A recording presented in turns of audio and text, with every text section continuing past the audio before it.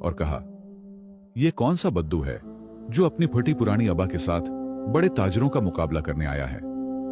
उसके आसपास के लोग हंस पड़े, मगर फरीद की हंसी उसके गले में ही मर गई जब उसकी नजर उस चांदी जैसे घोड़े पर पड़ी।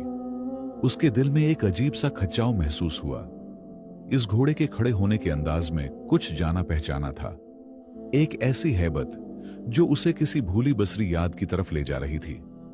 मगर उसका दिमाग इस बात को मानने से इनकारी था कि इस अफसानवी घोड़े और इस ढांचे जैसे जानवर के दरमियान कोई ताल्लुक हो सकता है जिसे उसने 1 साल पहले ठुकरा दिया था।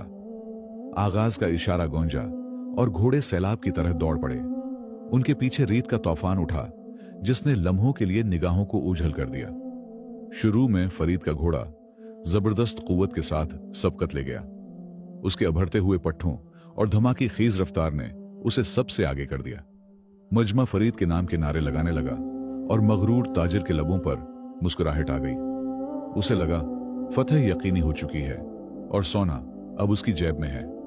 मगर सहराई दौड़ मुख्तसर मैदान की दौड़ नहीं होती। ये ताकत, सब्र और लंबी सांस का इम्तिहान होती है।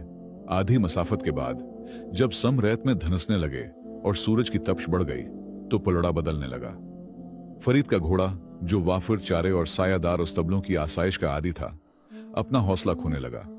उसके कदम भारी हो गए, सांस टूटने लगी और उसके मना से सफेद झाग निकलने लगा। सवार ने उसे कोड़े से अभारा, मगर घोड़ा थकन से लड़खड़ाने लगा।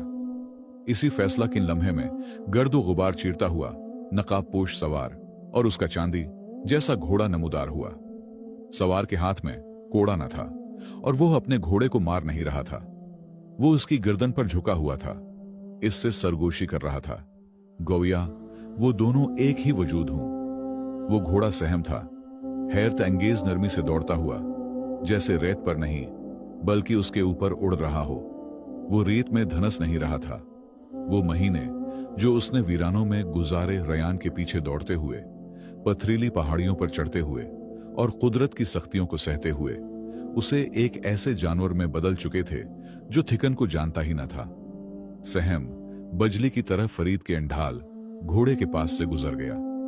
फरीद ने खौफ से पीछे मुड़कर देखा कि ये हरीफ उसे गर्द व गुबार में पीछे छोड़ता जा रहा है। उसके घोड़े ने पीछा करने की कोशिश की, मगर शिद्दती थिकन से लड़खड़ाकर घुटनों के बल गिर पड़ा और सवार को रीत पर गिरा दिया।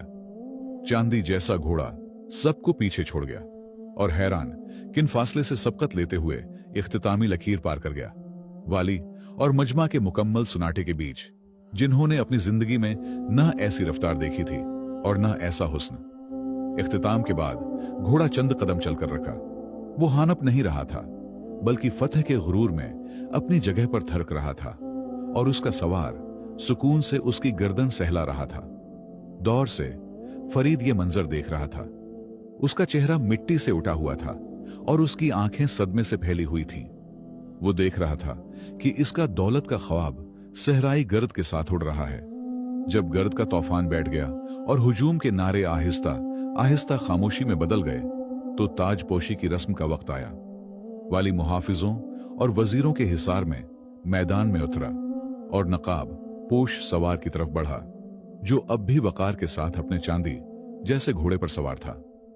फरीद ने अपने कपड़ों से मिट्टी झाड़ी। शिकस्त की कड़वाहट के बावजूद इसके अंदर का ताजिर अभी मुरा न था।